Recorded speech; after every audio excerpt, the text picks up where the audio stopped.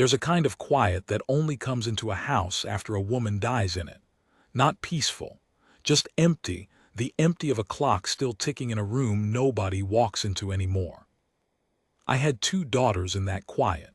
One who'd stopped talking, and one too small to know her mother was gone. I had a ranch that didn't care about my grief and a winter that cared even less. And I'd already decided, somewhere down in the dark part of me, that I was going to fail them both. Then she came up my road in the rain, a woman with no people, no place, and nothing in her hands but the will to keep walking. The town said I shouldn't take her in. The town said a lot of things. This is the story of the year my daughters needed care more than I could give. And a woman who'd been turned away by everyone she ever knew needed, more than anything in this world, a place to belong. I didn't save her. Let me say that plain before I say anything else. We saved each other, and it nearly broke us first.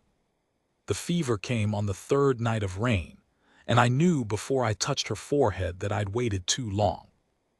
Nell was 8 and she didn't cry out. That was the thing that scared me, that she'd learned not to. She lay on the rope bed by the stove with her knees pulled up, breathing in little hitches, her dark hair stuck to her temples, and when I knelt down she opened her eyes and looked at me the way she'd been looking at me since March. Like she was waiting to see if I'd disappear too. "I'm cold, Pa," she said. Then a second later, ashamed of it, "But I'm fine." Her skin was a stove lid. She wasn't fine. I'd buried my wife in March, when the ground was still half frozen, and 3 men from town had to take turns on the pick. Marion. She'd been sick 11 days and I'd ridden for the doctor twice, 40 miles round, and the second time I came back she was already past speaking, and only her eyes followed me across the room. I have tried not to remember the 11 days. I remember them anyway, in order, like beads on a string I keep pulling through my fingers when I can't sleep. Now it was October, and here was the fever again, in my older girl in the same bed by the same stove, with the same rain hammering the same roof. I am not a praying man. I'd done my praying in March and gotten my answer. But I knelt there with my hand on Nell's burning head and I said something. Not to God, to Marion. I'd taken to talking to her in the ledger, the big leather account book where I kept the tally of cattle and feed and the money we didn't have. In the back pages, where no one would ever look, I'd started writing to her at night. Just a line or two. Sold the bay mare. Nell won't eat. Ruthie said your name today and I had to go out to the barn. It was a foolish habit for a grown man. I knew that. I did it anyway. That night I didn't write anything. I just looked at the dark window and thought at her hard.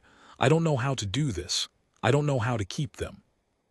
Ruthie was asleep in the trundle, 3 years old, fists curled up by her ears, mercifully not yet old enough to be afraid. I had no woman to help me. I had no money for the doctor and no way to leave a feverish child and a baby to ride for him. The nearest neighbor, the Hadleys, were 6 miles north, and Mrs. Hadley had 4 of her own and a husband who told me, kindly enough, that a man alone with 2 girls ought to think about sending them east to kin. I had no kin east. I had no kin anywhere. That was the whole sum of my trouble. There was nobody. There was just me, and I wasn't enough. I packed snow. No, it was too early for snow.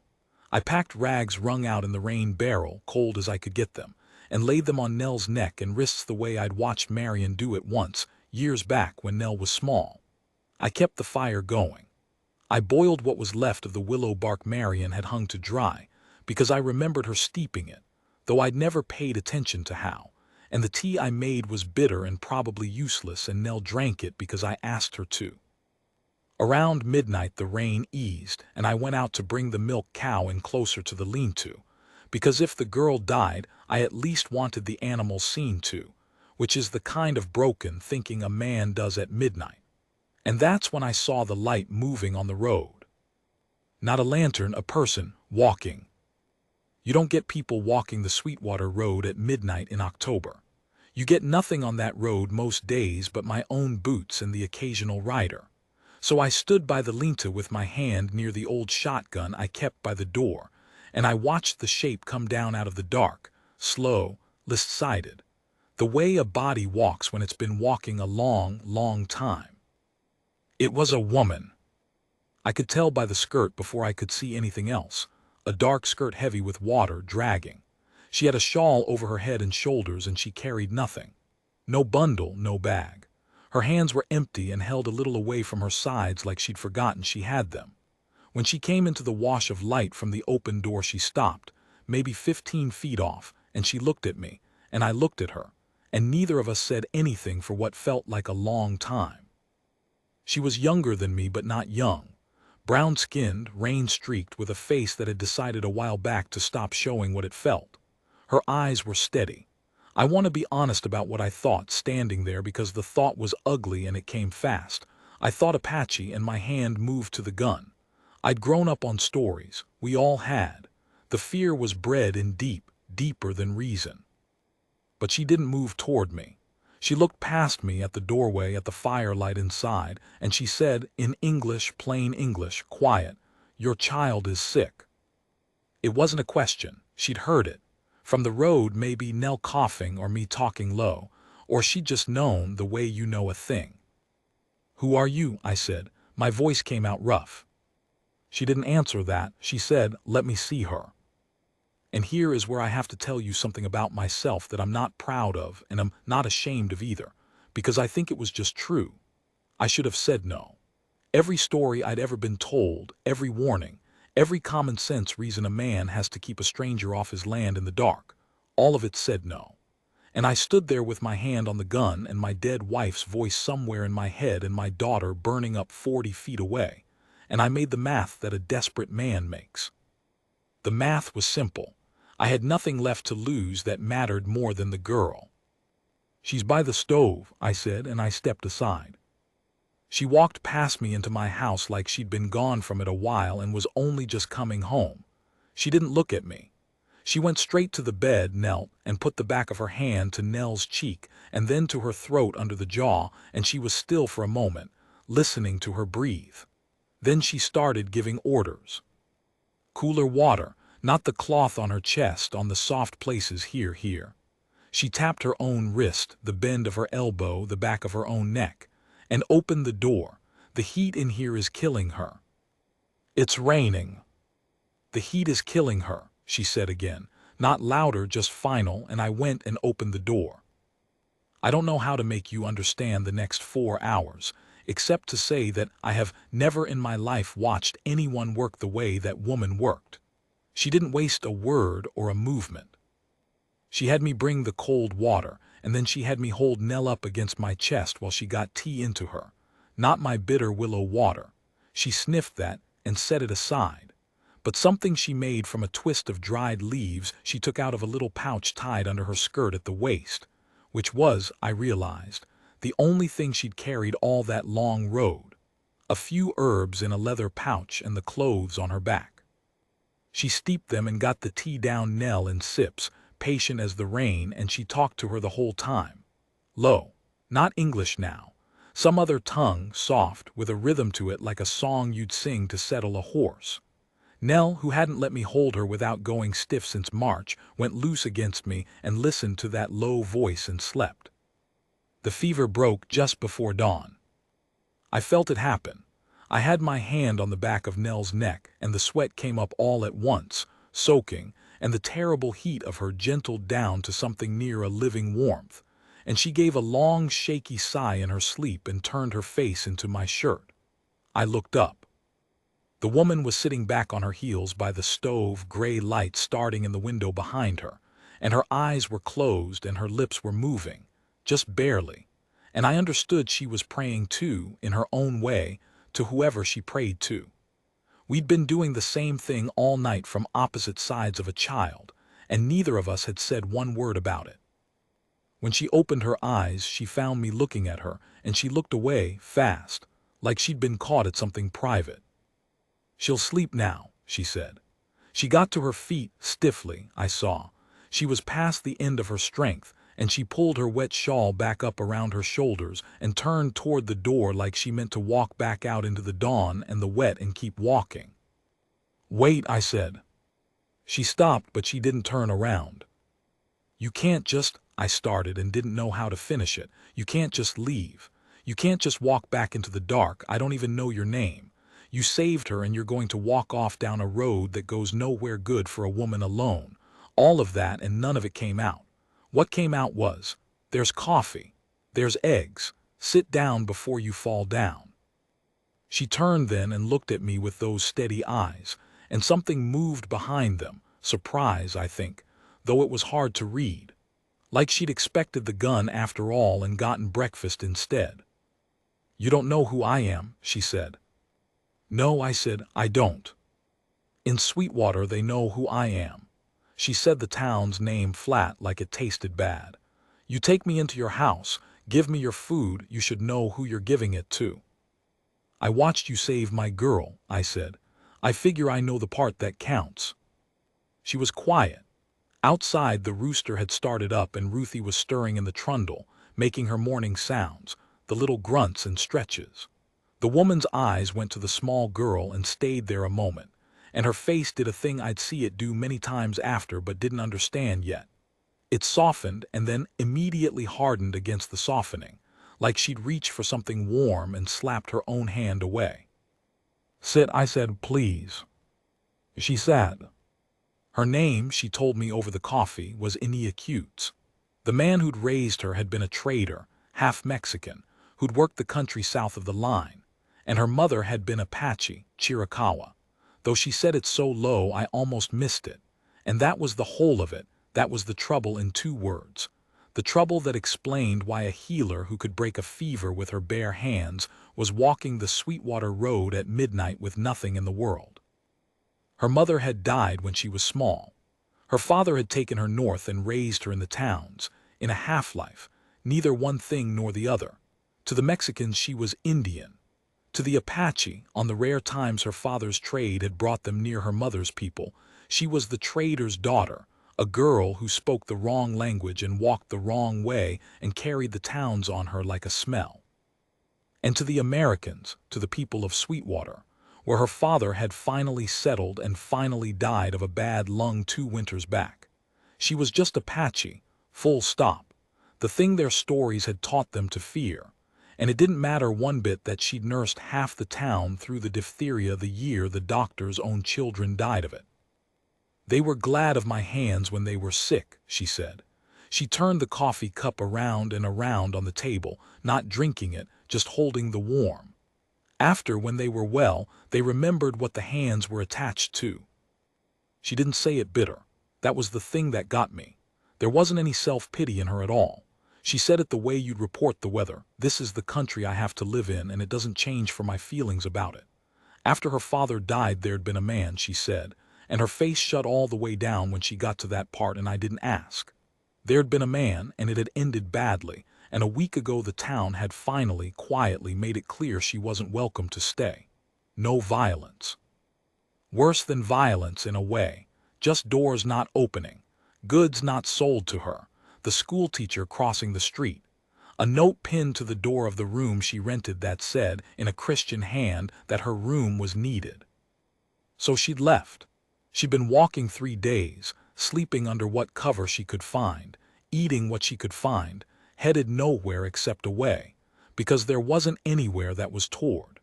And she'd come down the Sweetwater Road in the rain and heard a child coughing in a lit-up house, and her feet had turned in at my gate before her head could tell them not to. I shouldn't have, she said. I knew what you'd think when you saw me. I knew you'd reach for a gun. She looked at me. You did reach for it. I did, I said. No use lying. I'm sorry for it. Don't be. She finally drank some of the coffee. It was sensible. Everything you've been taught, it was sensible to reach for it. She set the cup down. But your girl was coughing the way mine. She stopped. The kitchen got very quiet. The way yours coughed, I said gently when she didn't go on. She looked at the table. I had a daughter, she said. She would have been 6 this fall. And then she didn't say anything else, and I didn't make her, and that one sentence and the silence that came after it told me more about why a healer had walked into a stranger's house at midnight to save a child she didn't know than any amount of explaining could have. She hadn't been able to save her own, so when she heard mine, she came. I didn't have words for that. I'm not sure there are any.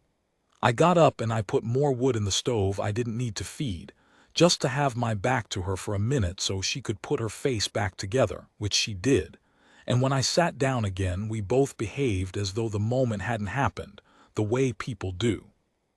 Ruthie woke up all the way then and climbed out of the trundle and came toward the table rubbing her eyes, and she stopped dead when she saw the stranger. I braced for tears.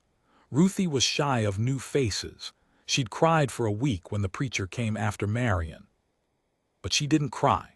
She stood there in her nightdress with her hair a wild nest, and she studied Ineacutes with the open, unembarrassed staring that only the very young can do, and Ineacutes went still and let herself be studied, holding so careful, like a person not daring to move with a wild bird landed on their arm. And then Ruthie, having decided something in the deep unknowable court of a 3-year-old's judgment, walked right up and put both her hands on Ineacutes' knee and said, "Up." I have thought about that single word a great deal in the years since. Up. The most ordinary thing a small child says 20 times a day. But I watched it land on that woman like a struck blow. I watched her look down at my baby's 2 hands on her knee, at the small face turned up demanding to be lifted, and I watched something come apart in her that had been holding for a long, long time, not break exactly, just give, the way the ground gives in a thaw. She lifted Ruthie up onto her lap. Ruthie settled in like she'd been doing it all her life, grabbed a fistful of Ineacutes' wet hair, and stuck her thumb in her mouth. Content. Ineacutes looked over the top of my daughter's head at me. Her eyes were wet and furious about being wet. "I can't stay," she said. It came out like an apology and a question both. "You know I can't stay. What it would do to you, a man with 2 girls taking in." She couldn't even finish the sentence. She just tipped her head a fraction, meaning me what I am. "They'd ruin you, the Hadleys, the church, all of them. They wouldn't let their children near yours. You'd never sell a head of cattle in that town again." She was right. I knew she was right. Every word of it was true, and I could see the whole shape of the trouble it would make, plain as the dawn coming up gray and clean over the wet hills out the window. I looked at Nell, sleeping easy by the stove with the fever gone out of her, breathing slow and deep for the first time in 3 days, because this woman had walked out of the night and given her back to me. I looked at Ruthie, content on a stranger's lap, her small fist tangled in dark hair, more settled than I'd seen her since March. I looked at the empty corner where Marion's rocking chair sat, where it had sat untouched for 7 months because I couldn't bear to look at it and couldn't bear to move it. "My daughters needed care," I said slowly, working it out as I said it, "more than I could give them. That's the plain truth, and I've known it since March and been too proud and too scared to say it out loud to a living soul." I took a breath. "And you need a place to be. I've got eyes. I can see that you do." "That's not," she started. "Stay through the winter," I said. "That's all. Just the winter. You care for the girls, you've got a roof and food, and you don't have to walk any more roads in the rain. Come spring, if you want to go, I'll give you a horse and money for the road and not say a word against it." I made myself meet her eyes. "And let the town say what the town's going to say. I'm done living by what that town would think. It didn't bring me my wife back, and it won't raise my girls. You will, if you'll stay." For a long moment she didn't answer. The rooster crowed again. Ruthie's thumb made its small wet sound. Somewhere out in the Linta, the milk cow lowed to be let out. Ordinary morning business, going on the way it does, no matter what's being decided over a kitchen table. And then Ineacutes looked down at the child in her arms, the warm weight of her, the trust of her, and I watched her do the bravest thing I think I ever saw anyone do, braver than the night's work, braver than 3 days of walking. I watched her let herself want it. I watched her stop slapping her own hand away from the warm thing and just, finally, take hold of it. "The winter," she said, barely a whisper. "Only the winter." "Only the winter," I agreed. We both knew, I think even then, that we were lying. I met him in the yard. He didn't get down. That told me plenty right there. A man who won't put his boots on your ground has already decided what your ground is. He was a soft, decent-looking man with a soft, decent voice and eyes that had learned to look sorrowful at you while they did you harm. "Sam," he said, "I'll come to it directly as one Christian to another. There's talk. There's always talk. About the woman," he let that sit. "The Apache woman you've got living in your house, with your daughters." He shaped the last part careful, "with your daughters," so the suggestion in it could be heard but never quite caught and called out. I felt the heat come up the back of my neck. "She nursed Nell through a fever that would have killed her. She keeps my house and raises my girls, and she's a better Christian in her conduct than half your pews, Reverend, and you can tell that to whoever's talking." He nodded slowly, sadly, like I'd confirmed something he'd feared. "No one doubts she's skilled, Sam. That's not the question. The question is what's seemly. A widower, a young woman of her background, under one roof, unwed, people draw conclusions. Your girls will carry those conclusions to school, to church." "They don't go to your church anymore," I said. "Haven't since March. You'd have noticed if you'd looked." That landed. His mouth tightened. "The Hadleys have stopped sending their children to play. You'll have noticed that. The mercantile Prout tells me he's uncertain about extending your account come spring. These aren't threats, Sam, I'd never. These are just the natural consequences of a thing the community finds." He searched for the word, found the one he liked: disordered. There it was, the whole machine of it, laid out gentle and reasonable. No one would burn me out. No one would raise a hand. They'd just one by one close the doors, the way they'd closed them on her, until a man with 2 daughters and a mortgage and no kin found he couldn't get credit nor buy flour nor sell a steer, and he'd do their work for them. He'd send the woman away himself to save his children and call it his own decision. "Send her on," Coyle said, soft, "before the snow. Find some respectable arrangement for the girls. There are good families east who'd take them, raise them right. No one would think less of you. They'd think a great deal more. I'll write the letters myself." And there it was, finally, all the way out. Send the girls east. Not just lose any acutes. Lose them.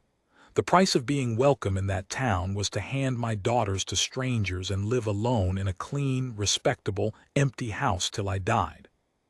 "I want to tell you I said something fine. I didn't. I just looked at that soft, sorrowful man in his buggy who wouldn't put his feet on my dirt, and I said, 'Get off my road.'" He gathered his reins, unhurried, a man who'd planted what he came to plant and was content to let it grow. "It's a hard country for a man alone, Sam," he said, not unkindly, which was the worst of it. "I'll pray on you." "Don't trouble yourself," I said, and he drove off, and I stood in the yard a long while in the cold with the smell of clean lard coming out of my own house, and I felt the walls of the thing closing in, slow and reasonable and patient as winter. I didn't tell her. That was my mistake, and I knew it was a mistake even while I was making it, and I made it anyway because I am a stubborn man, and I decided I could fight the town off without her ever having to know the size of what was being asked. Pride. The same pride that had kept me from saying out loud for 7 months that I couldn't manage my own children. But she knew. Of course she knew. She'd lived inside this machine her whole life. She could hear it running from a mile off. She just waited to see if I'd tell her, and when I didn't, she let me keep my secret because she understood, better than I did, what a man's pride is and what it costs him to spend it. What broke it open was Prout at the mercantile. I'd gone in for the winter staples: flour, salt, coffee, lamp oil, the long list a household lays in before the snow closes the roads. Prout filled it slow, not meeting my eye, and when it was bagged he said the account was closed. Cash only going forward. I had $11 in my pocket and a list that came to 19. "Prout," I said, "I've bought here 9 years, Marion and I." "Times are tight, Sam." He still wouldn't look at me. "Cash only, that's the policy now. Now, for me." The man behind me in line, Tom Hadley's cousin, had an account stretching back to statehood and a tab a yard long, and we both knew it, and Prout knew we both knew it, and not one of us said it. I walked out with what $11 bought, which was not enough flour to see 4 people through to spring, And I sat in the wagon in the cold street and I did the arithmetic, the cruel simple arithmetic, and the arithmetic said, with 3 to feed plus yourself, you don't make it to spring. With 2, if the girls went east, you'd make it. With the girls and no acutes, you starve before March managing them alone. There's only one number in this that works, and it's the one Coyle handed you. That's the math the town had built for me. They were good at math, those people. They'd built it so the only door left open led exactly where they wanted me to walk. I didn't go through it. But I'll tell you true, sitting in that wagon, I considered it. I considered the girls warm and fed in some kind brick house back east with a piano and other children and a future, and an acute safe somewhere with money in her hand, and me alone but at least not watching my children go hungry. I considered it the way you consider stepping off a high place, not because you want to, but because the ground is so far down and you are so tired of holding on. I am not ashamed to say I considered it. I'd be lying if I said I didn't, and I promised at the start of this I wouldn't lie to you. I drove home with my $11 of flour, and I didn't say a word at supper, and after the girls were down, I got out the ledger. But I couldn't write to Marion that night. I sat with the pen over the page and nothing came. What was I going to tell her? I'm thinking of giving them away. I couldn't put it in the same book where I'd written Nell laughed today. I sat there with the pen dripping a little blot onto the page, and I heard acutes come quiet across the floor behind me. She'd seen the ledger before, knew it was where I kept the accounts, but she'd never seen the back pages, never seen what they were. I shut the book. Too fast. She saw me shut it too fast. Sam, she said, she'd taken to my name easy. It was one of the few easy things about her. How short are we? So I told her, all of it. Coyle, the account, the math, the $11, the closed road, and the one door left open. I didn't tell her the part where I'd considered it, sitting in the wagon. But she heard it anyway in the shape of what I left out, the way she heard everything. She was quiet a long time. She sat down across the table from me, and she folded her hands and she looked at them. You should send the girls east, she said. It hit me like cold water. What? Listen to me. Her voice was level, terrible and level. Not give them away, send them to a school, a good one, the kind Coyle means, for a year too, until the worst of this passes and you're back on your feet. They'd be fed, schooled, safe.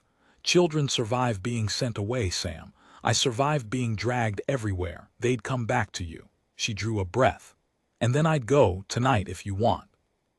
And the town would have no reason left to close their doors. And you'd keep your land and your account and your standing. And in a few years, you'd send for your daughters and have a life to bring them home to. I stared at her. You do that, walk out tonight into the winter. I've walked into worse, she said it flat. I told you at the start it was only the winter. And I understood then what she was doing, and it took the wind clean out of me. She was offering to be the thing she'd spent her whole life being, the one cast out so that others could stay welcome. She'd seen the one door the town left open, and she was offering to walk through it herself, willingly, to spare me having to push her. She was offering to sacrifice the one thing she'd let herself want. This house, these children, the warm thing she'd finally taken hold of, because she'd done the same arithmetic I had, and she'd come to the same answer, and she loved my girls enough to give them the future the math allowed. It was the most generous thing anyone had ever offered me. And it was wrong, every bit of it, wrong all the way down, and I knew it the way you know your own name. No, I said. Sam. No. I put both my hands flat on the table. Listen to me now, because I'm going to say a thing and I want it said plain so neither of us can pretend later we didn't hear it. My heart was going hard. I'm not going to take the one door they left me. I'm not going to send my girls away, and I'm not going to send you off into the snow, and I'm not going to spend the next 20 years respectable and alone in a clean, empty house, having done their cruelty for them and called it sense. I heard my own voice shake and let it. They built that math careful. I see how careful they built it. And I'm telling you there's a number in it they didn't count because they couldn't imagine it because it never once occurred to a one of them. What number? She said, barely a sound. The number where a man marries the woman who saved his children, I said, and dares the whole rotten town to do its worst. The lard smell, the fire ticking, the wind starting up against the north wall. Ineacutes went absolutely still, the way she'd gone still when Ruthie reached for her that first morning, like a person who's heard the thing they wanted most said out loud and is afraid that moving will make it not true. You don't know what you're saying, she whispered. It wouldn't fix it, it would make it worse. They'd never. They'd have to call you my wife, I said. There's no door they can close on a man's wife that doesn't shame them for closing it. And I don't care if Prout never sells me another bag of flour. I'll plow more ground. I'll run more cattle. I'll drive to the next county for my coffee. I have spent 7 months letting that town's opinion sit on my chest like a stone, and I am done, Ineacutes. I would rather be poor and have my whole family under my roof than rich and respectable and ruined. You'd be marrying me to win a fight with a town. And that stopped me, because she was right that that wasn't reason enough, and she'd had the courage to say so, and I owed her better than spite dressed as love. I made myself slow down. I made myself tell the truth, which is harder than any speech. No, I said, I'd be marrying you because Nell talks again, because Ruthie won't sleep without you've sung to her, because I oiled that rocking chair's runners myself last spring, the week before Marion died, and I haven't been able to look at it since, and you've kept it empty out of kindness to my grief, and somewhere in these 5 weeks I stopped wanting it to stay empty. My voice went. I let it.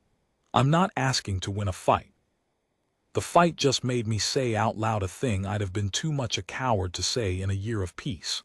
I'm asking because I don't want you to go in the spring. I never did. I think I knew that the first morning, when you lifted my baby up and your face came apart and you put it back together and lied to me that it was only the winter. She was crying now without sound, the way a person cries who learned long ago not to be heard doing it. She didn't wipe it. She let me see it, which from her was the whole of her heart held out in 2 hands. I would bring you nothing but trouble, she said. You understand that, not for a season, for the rest of your life. Your daughters would carry it. Their children would carry it. You'd be the man who married the Apache every day forever, in every room you walked into. Then we'll walk into the rooms together, I said, and let them carry what they like. We didn't decide it that night.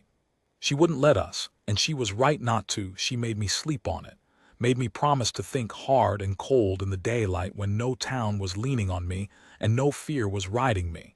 Because a thing decided in a corner under pressure is a thing you'll resent later, and she'd seen too much resentment to want any aimed her way down the years.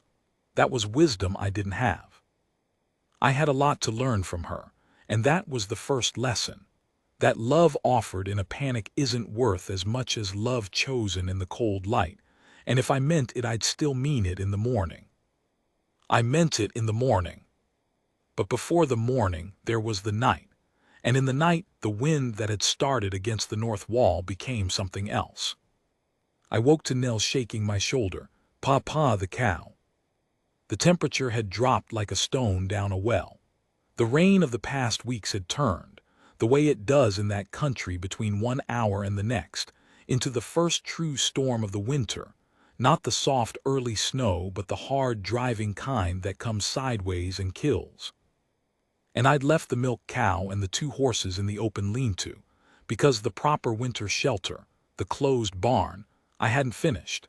I'd been meaning to since October, and October had filled up with coil and Prout and arithmetic, and now it was the dead of the first storm, and my animals, the animals that were the whole of my hope of making it to spring, were standing in a 3-sided shed in a wind that would have them dead by dawn.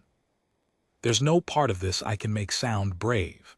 It was just work, the brute ugly work of survival, the kind nobody tells stories about because there's no glory in it, only cold and fear and your own breath freezing in your beard.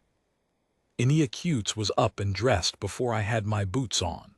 We left Nell with strict orders to keep the fire and mind Ruthie and not to open the door for anything, and we went out into it.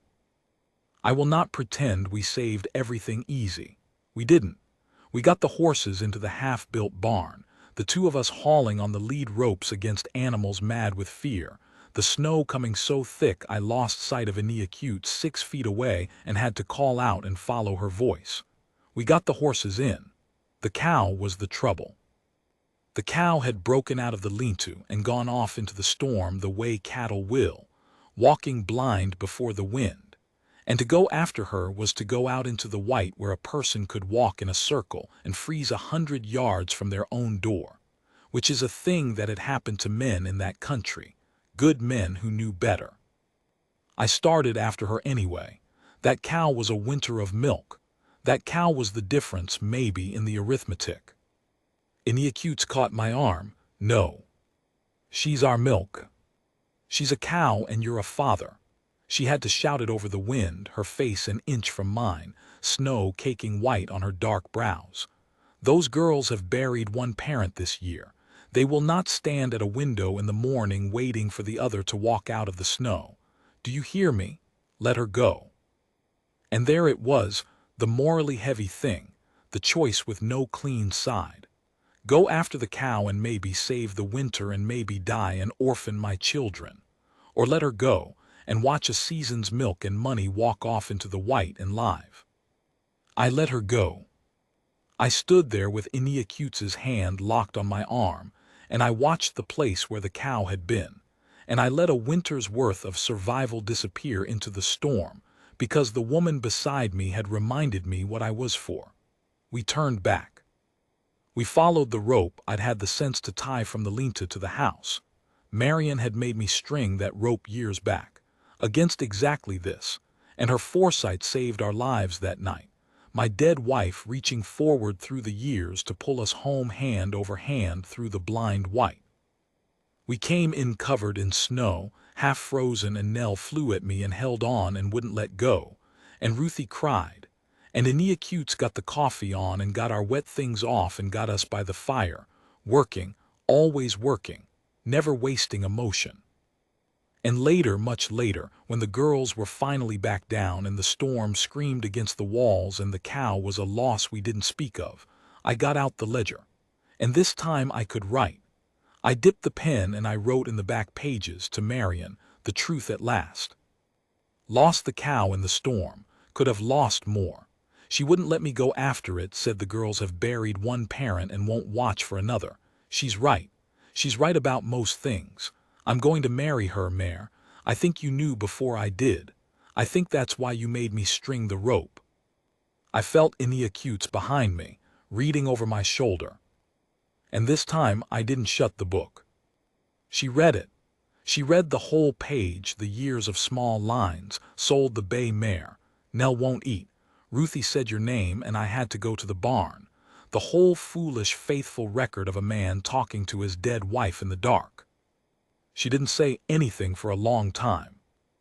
Then she pulled the rocking chair, Marion's chair, that she'd never once sat in, across the floor to where I sat, and she sat down in it, finally, slow, like she was asking the empty air's permission, and she reached out and put her cold hand over my cold hand on the open book.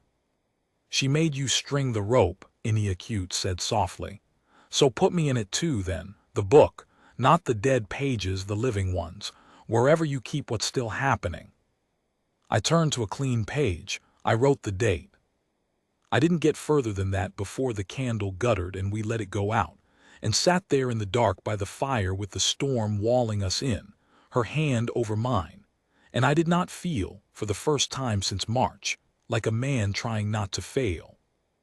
I felt like a man with everything still left to lose. The cold times came. I won't drag you through all of it. There was a great deal and most of it was small, and the smallness was the cruelty. The cruelty was never one big blow you could brace against, but 1,000 little ones you couldn't. The Hadley children didn't come. The new account at Prout stayed cash, only, and Prout stayed careful not to meet my eye. A pew's worth of people would go quiet when we drove past, then loud again behind us. Someone I never learned who, and it's as well I didn't, left a dead crow on our gatepost in January, frozen stiff, wings spread, a thing meant to mean something ugly. I took it down before the girls woke and said nothing. Iniacute saw me burying it out past the barn and said nothing either. There was a great deal of saying nothing that winter. We got good at it. We got good at building, between the two of us and the girls, a warmth inside the walls that the cold outside couldn't reach, and at not letting the dead crows of the world over the threshold. And here's the thing I didn't expect, the thing nobody warns you about. It was, in the middle of all that, the happiest I had ever been in my life. I'd been a contented man with Marion, I want that understood. I loved my first wife and I grieve her still. But contentment is a calm water, and what I had now was something with current in it, something earned new every day against resistance, and there is a particular fierce joy in a happiness you have to fight for. We laughed in that house. Lord, we laughed. Iniacutes had a dry tongue on her once she trusted you with it, a way of saying the driest thing with a perfectly straight face, and she'd get Nell going till the girl had to leave the table, and she'd look at me over the chaos with a wicked little light in her eye, and I'd think, they shut their doors on this. They shut their doors on a house with this much laughing in it. The fools. The poor blind fools. She taught the girls things I couldn't have. Plants which to eat in a hard spring when the cellar's bare, which to make tea from for a fever or a cramp or a sorrow. The names of things in her mother's tongue, soft words that Ruthie wore down to baby shapes, and that Nell, who had a quick ear, came to half speak. She taught them to be still and watch, to read a sky, a track, the mood of a horse. And she taught them, without ever once saying it as a lesson, how to carry a thing that hurts, how to set your face and keep your hands working and not let the world see where it's gone in. I watched my daughters learn that from her, and I had two minds about it, proud that they'd be hard to break, and sorrowful that they had to learn it so young from a woman who'd learned it younger. The ledger filled up. The living pages now, not the dead ones, though I still wrote to Marion now and again, less often, the way you visit a grave less often, not because you love less but because the wound has knit. The living pages filled with new things. Iniacute set Nell's wrist when she fell off the gray, neat as a doctor, the girl never cried. Ruthie calls her mama now. Started it herself, nobody told her to. Iniacutes went out to the barn after and I let her be. That one Ruthie calls her mama now, I want to tell you about, because it was the hardest soft thing that happened to us. Ruthie was too young to remember Marion. That's a grief I carry private.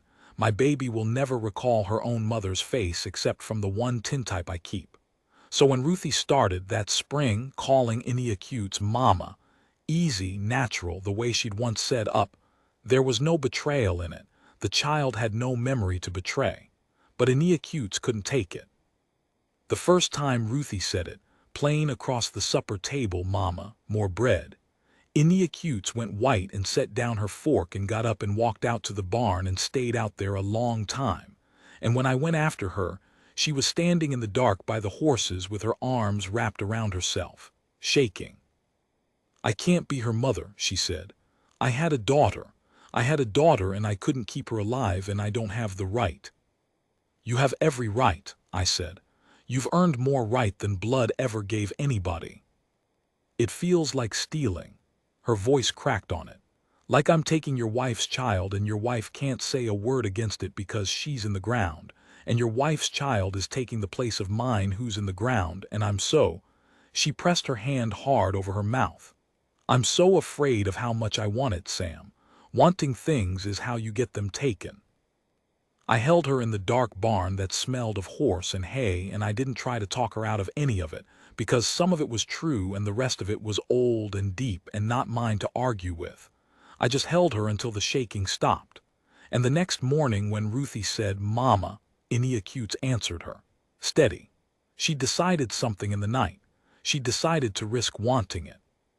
She did that over and over the whole time I knew her. She'd come to the edge of letting herself have a good thing and balk and be afraid, and then she'd do the brave, hard work of wanting it anyway. I have known a lot of people I'd call strong. I never knew anyone as brave as that, the plain daily bravery of a person who's been taught the world will punish them for hopping, choosing to hope regardless at breakfast in the ordinary light every single day. The turn came in March. a year almost to the day from Marion's burying, and it came from a direction I never watched for. Diphtheria, the same throat-strangling killer that had gone through Sweetwater years back, the one Ineacutes had nursed half the town through before they remembered to be afraid of her. It came again, hard, into the spring of that year, and it went for the children first the way it always does. There was a doctor by then, a young one, new to the county, earnest and overwhelmed, did what he could and it wasn't enough, because there was too much of it in one of him, and children were choking to death in farmhouses spread over 40 miles of mud-locked spring roads. He couldn't ride fast enough. And the Hadleys' youngest took sick. I learned it from Tom Hadley himself, who came up my road on a blown horse at first light, a man I hadn't exchanged 10 words with in a year, a man whose children had been kept from mine. He didn't get down either at first, and then he did. He got down off his horse in the mud and he stood in my yard, the same yard Coyle wouldn't set foot in, and Tom Hadley took off his hat to me, which a man of that country does at a funeral and almost no other time. "Sam," he said, and his voice was wrecked. "My boy, my littlest. He can't, the doctor's 2 days out, he's up to the Ferguson place, they're sick up there, and my boy's throat's closing and my wife is," he couldn't finish it. This proud hard man stood in my mud and couldn't finish it. "They say, I heard years back before, that you're that she," he couldn't even find the word for what Ineacutes was to him. Wife, Apache, healer, enemy, all of it stuck in his throat with his shame. That she knew how. With the throats before. I looked at him a long moment. I'd be lying if I said there wasn't a black, ugly second where I thought, your children weren't good enough to play with mine. You left a dead crow on my gate. Maybe it was you, maybe it wasn't, but it was one of yours. Ride on, Hadley. Let your math do to you what you wanted yours to do to me. I thought it, I'm not proud of it. I told you at the start I wouldn't lie. And then Ineacutes came out onto the porch behind me. She'd heard. She'd heard the word throat and the word boy, and she was already pulling her shawl on, already moving toward the barn to saddle the gray, and she said, not to me, to Hadley, brushing past the whole year of it like it was nothing. Like it had never happened. How long since he could swallow? That's all. How long since he could swallow? The first words she'd spoken to a Sweetwater citizen in over a year, and they were a healer's words, reaching past every door that had been shut on her, straight for a dying child she had no reason on this earth to save. She didn't even ask me. She didn't ask me whether she should, whether it was safe, whether the town that had hounded her deserved her hands. She just went, because a child was choking, and that was the whole of her reasoning, and I understood watching her swing up onto the gray that this was who she had always been, that the town's cruelty had never once touched the thing at the center of her, the thing that turned in at a stranger's gate in the rain because a child was coughing. They could close every door in the county. They couldn't reach that. It was hers and it was untouchable, and it was, I think, the most human thing I have ever been near. "I'm coming," I said, and got my horse. She saved the Hadley boy. I won't make a long tale of the how. It was a fearful, bloody, desperate business. His throat near closed and her working over him for hours with the few things in her pouch, and the few things in their kitchen, and her own 2 hands and that low singing voice, while his mother knelt on the floor and prayed, and Tom Hadley stood in the corner with his fists clenched useless and wept without making a sound. She brought him back. By morning the boy was breathing, ragged but breathing, and the gray dawn came up over the Hadley place the same clean way it had come up over mine the morning she broke Nell's fever, a year and a world ago. And then, because there were 6 sick at the Ferguson place and more besides, and the doctor couldn't be everywhere, she went on. She didn't come home. She sent me home to the girls, and she went on to the Fergusons, and then to the Pruitts, yes, Pruitt's own grandchild, and she went from sick house to sick house through that whole long, terrible spring. This woman they'd run out of town, going door to door through the county and being let in now, being begged in, at every house that had once been shut. I'd like to tell you it changed them. I'd like to tell you the town was redeemed, that they saw the largeness of her and were ashamed and threw open their hearts. Some of that happened. Tom Hadley became, to the end of his life, A man who'd have walked through fire for us, and his wife the same, and the boy she saved named his own first daughter after her, years on. The young doctor came to rely on her to ask her things, to call her Mrs. Sam with respect, which scandalized the old guard and which he did not care about in the least. Prout opened the account back up and never said cash, only again, and never quite met my eye about it, which was its own kind of apology. Doors opened. A good many doors. But not all, and not all the way.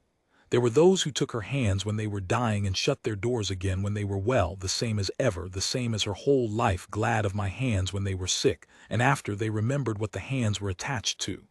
Coyle never came round. The schoolteacher never quite stopped crossing the street. People are not a story. They don't all learn the lesson and turn good in the last act. Some do, some don't. Most land somewhere in the muddled middle, being a little better than they were and a good deal worse than they ought to be, which is, I have come to think, simply what people are. What changed wasn't the town. What changed was her. She came home from that spring different. Not softer, she was never soft, and I'd not have wanted her soft, but settled. The thing that had been in her since the first morning, the flinch, the reaching for the warm thing and slapping her own hand away, the bracing against a blow that her whole life had taught her was always coming, it eased. Not gone, but eased. She'd gone out into the county that had cast her out, and she'd put her hands on its dying children, and she'd saved a great many of them. And somewhere in all that she'd stopped being a woman, the town did things too, and become a woman who did things, who had a place, who was needed and known and could not be made to feel she didn't belong by anyone ever again, because she belonged to something larger now than any door that could be shut. She belonged to the work, and to us, and to herself. She came home from the Prouts, the last day of it, bone-weary, gray with exhaustion, and she got down off the gray in our yard, and Ruthie came flying out the door yelling "Mama, Mama," the way she did, and Nell behind her, and I came out last, and Iniacute stood there in the mud of our yard with the spring coming on green at last all around us, and she looked at the three of us, her family, coming toward her across the ground that was hers now, and her face did the thing it had done that first morning. It came apart. But this time she didn't put it back together. This time she just let it stay open, let us see all of it, the whole long road of her standing there in her tired face in the green spring light. And she went down on her knees in the mud and held out both her arms, and the girls ran into them, and I came and put my arms around the three of them.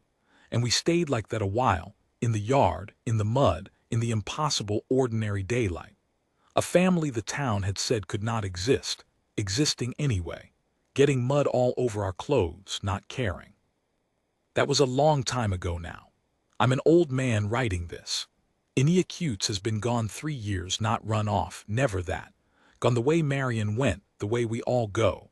An old woman in her own bed in the house she'd made her own, with her grown girls holding her hands, Nell on one side and Ruthie on the other. Both of them weeping, both of them calling her Mama, the name she'd been so afraid to take. I have both ledgers still. The old one and the ones that came after, a whole shelf of them now, 40 years of small true lines. I read them sometimes in the evenings. The dead pages and the living pages, though I've come to think there's less difference between them than I used to believe. They're all just a man writing down the people he loved while he had them, against the dark, against forgetting, against the doors the world keeps shutting on the things that matter most.